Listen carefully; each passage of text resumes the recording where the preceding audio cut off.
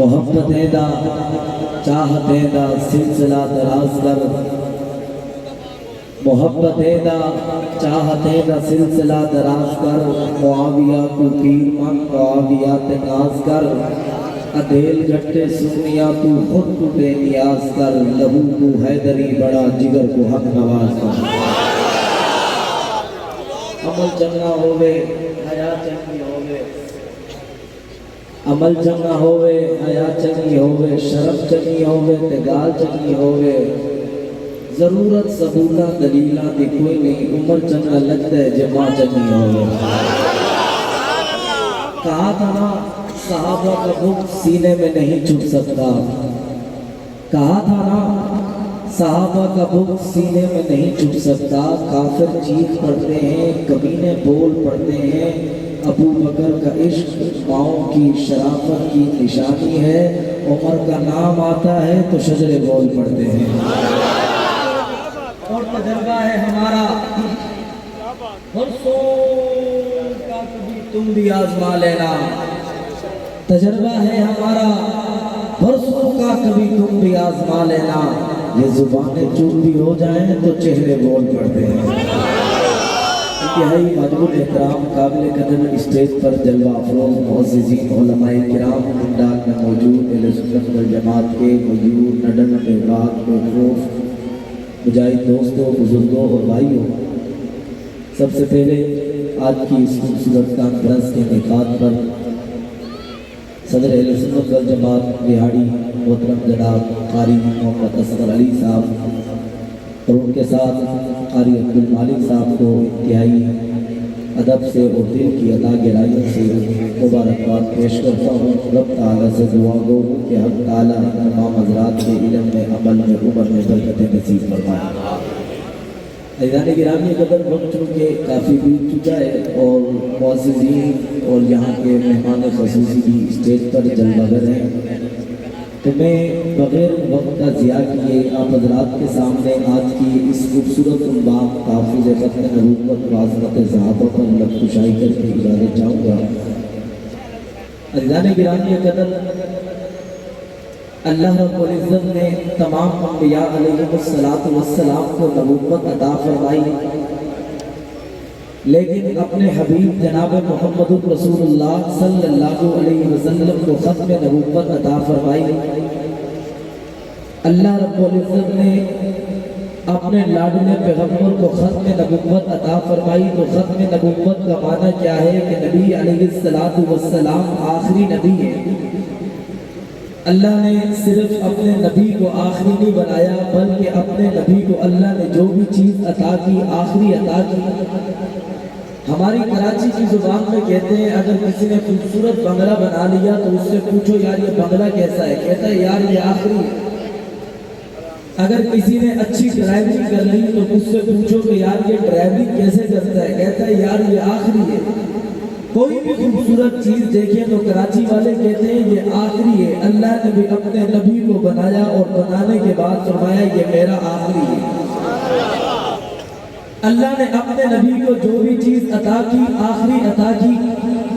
زلفیں دیکھو تو آخری عطا کی، چہرہ دیکھو تو آخری عطا کیا، آنکھیں دیکھو تو آخری عطا کی، قدم دیکھو تو آخری عطا کی، سینہ دیکھو تو آخری عطا کی، کتاب دیکھو تو آخری عطا کی، شریعت دیکھو تو آخری عطا کی، صحابہ دیکھو تو آخری عطا کی، جماعت دیکھو تو آخری عطا کی، قرآن دیکھو تو آخری عطا کیا۔ اللہ نے اپنے نبی کو جو بھی چیز عطا کی آخری عطا کی۔ اب قرآن جیسی کوئی کتاب قیامت تک آ نہیں سکتی، اب پیغمبر کی ختم نبوت کے بعد کوئی نیا نبی کائنات میں آ نہیں سکتا، پیغمبر کی شریعت کے بعد کوئی نئی شریعت اس کائنات میں دوبارہ آ نہیں سکتی۔ اللہ نے اپنے نبی کو خاتم النبیین بنانے کے بعد یہ اعلان بھی فرما دیا ما کان محمد ابا احد من رجالکم ولکن رسول اللہ وخاتم النبیین۔ اللہ نے اپنے نبی کی ختم نبوت کا اعلان قرآن مقدس میں ارشاد فرما دیا۔ خود اللہ کے عالم کے پاک پیغمبر بھی فرماتے ہیں انا خاتم النبیین لا نبی بعدی، میں اللہ کا آخری نبی ہوں، میرے بعد کائنات میں کوئی نیا نبی نہیں آئے گا۔ ابھی پاک پیغمبر کی موجودگی کا زمانہ تھا کہ مسلمہ کذاب جیسا دجال کھڑا ہوا، اس نے کھڑے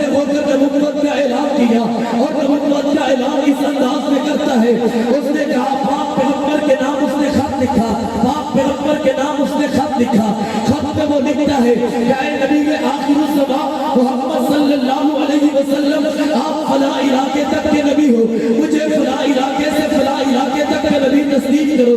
پاک پیغمبر کے بعد جب خط پہنچتا ہے، پاک پیغمبر نے خط پڑھا، خط پڑھنے کے بعد میرے نبی نے اس خط کے جواب میں لکھا کہ میں اللہ کا آخری نبی ہوں اور مسلمہ کذاب تو جھوٹا ہے. اب مسلمہ کذاب کو یہ خط دینے کے لیے اللہ کے نبی نے مسجد نبوی میں صحابہ کرام سے فرمایا کون مسلمہ کی دربار میں یہ خط دینے کے لیے جائے گا؟ توجہ میری جانب رکھیے گا. اللہ کے نبی نے فرمایا کون خط دینے کے لیے مسلمہ کی دربار میں جائے گا؟ اور اللہ کے نبی کو معلوم تھا کہ جو مسلمہ کی دربار میں جائے گا وہ دوبارہ زندہ واپس نہیں آئے گا. جب پاک پیغمبر نے اعلان فرمایا، پاک پیغمبر کے اعلان کرنے کے بعد ایک صحابی ایسے تھے جو دن پر اپنے سر پہ کھجور کی گٹڑی رکھ کے کھجور مدینہ کی بازار میں فروخت کیا کرتے تھے. پاک پیغمبر کے اعلان کے بعد وہ صحابی کھڑے ہو کر کہنے لگے یا رسول اللہ آپ کا خط مسلمہ کی دربار میں دینے کے لیے جاؤں گا. وہ صحابی عمر رسیدہ تھے. اللہ کے نبی نے فرمایا اے میرے صحابی آپ کو معلوم ہے مسلمہ کی دربار میں جانے کے بعد آپ واپس نہیں آؤ گے. وہ صحابی فرماتے ہیں آقا جی بھی اسی لیے رہا ہوں تاکہ نبی کی ختم نبوت پر اپنی قربانی دے سکوں. پھر وہ صحابی مسلمہ کی دربار میں جا کر مسلمہ کو خط دیتے ہیں. مسلمہ پوچھتا ہے بتا تیرے نبی نے یہ اعلان کیا ہے مسلمہ جھوٹا ہے وہ محمد سچا ہے، تیری کیا رائے ہے؟ وہ صحابی کہنے لگے صحابت پا میری بھی رائے یہ ہے کہ جو محمد نے کہا وہ میں کہتا ہوں. تو جھوٹا ہے، میرا نبی سچا ہے. مسلمہ نے کہا مار دیے جاؤ گے. وہ صحابی کہنے لگے جی کی اسی لگا ہوں تاکہ نبی کی ختم نبوت پر قربان ہو. نعرہ تکبیر! نعرہ تکبیر! نعرہ ختم نبوت! نبی کی ختم نبوت کے لیے اول قربانی دینے والے پاک پیغمبر کے صحابہ تھے.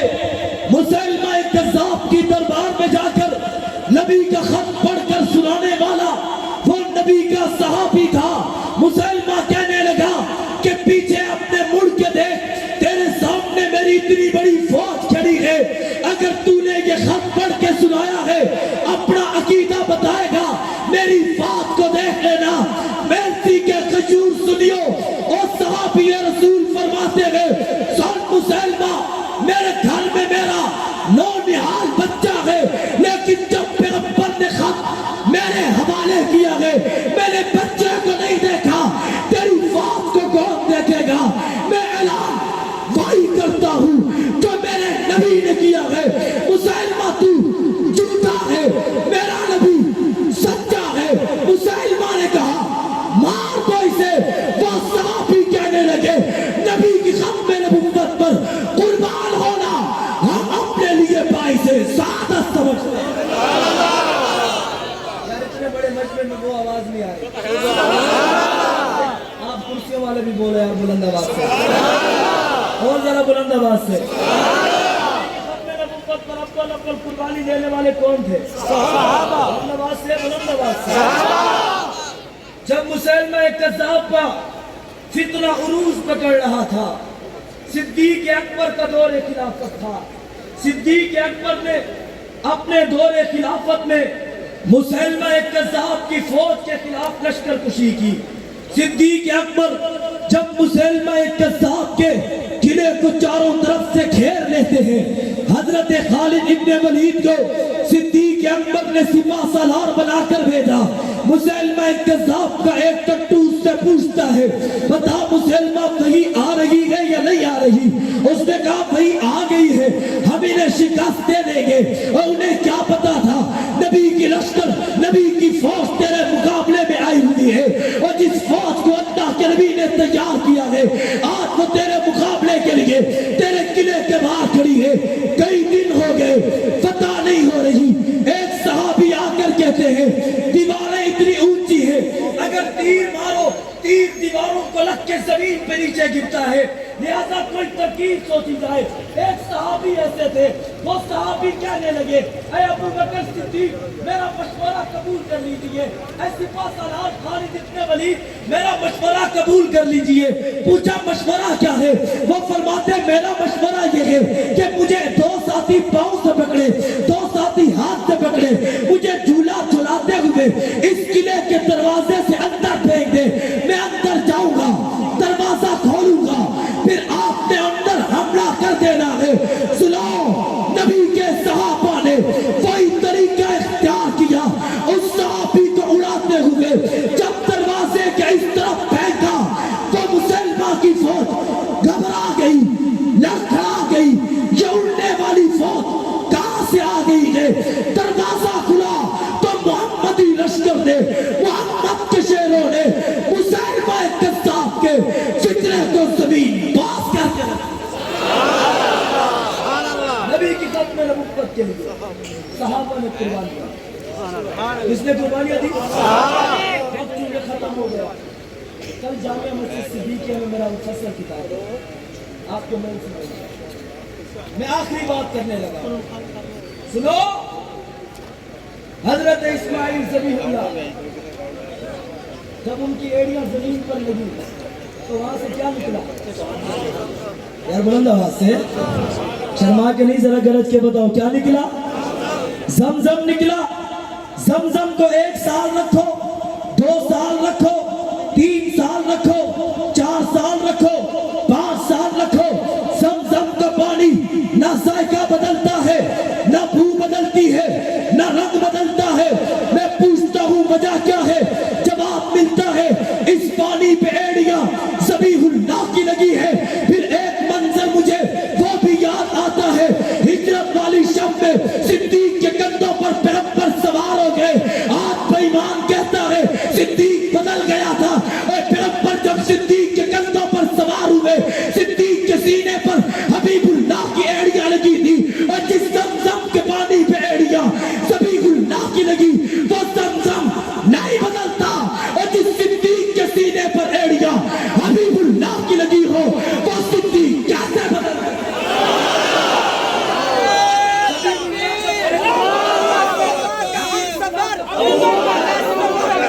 تو ذبیح اللہ کا فیض مانتا ہے, حبیب اللہ کا فیض نہیں مانتا.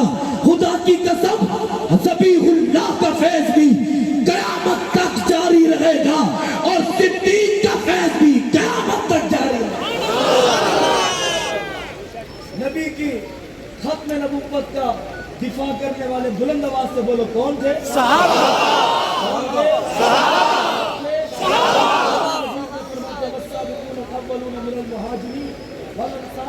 والذين اتبعوهم بإحسان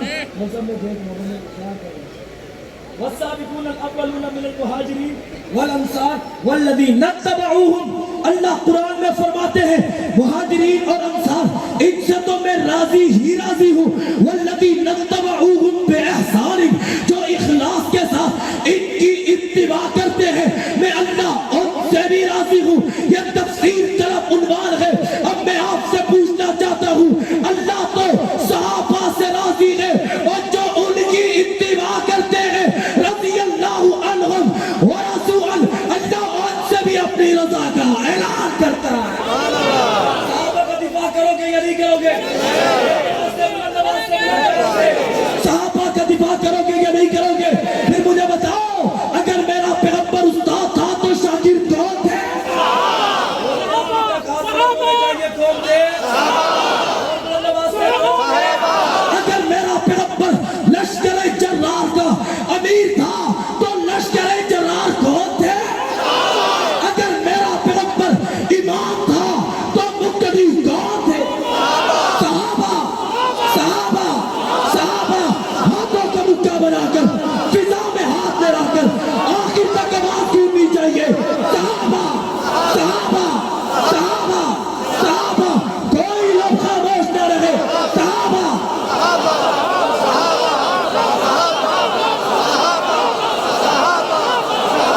سنو, ہم مدح صحابہ کی ایک دھوم مچا دیں گے. یہ جذبہ ایمانی عالم کو دکھا دیں گے. آؤ یارو کرتے ہیں, زندگی اپنی صحابہ کے نام کرتے ہیں. کوئی شک نہیں گستاخ صحابہ کافر ہے. ہم ذکر صحابہ سے اور کدینہ حرام کرتے ہیں. ہمیں نہ کوئی کہانی نہ فسانہ اچھا لگتا ہے, ہمیں تو بس صحابہ کا دیوانہ اچھا لگتا ہے. تم ساحل پہ بیٹھ کر سوچتے رہو ہمیں کافر سے پنجہ لڑانا. کیا بات ہے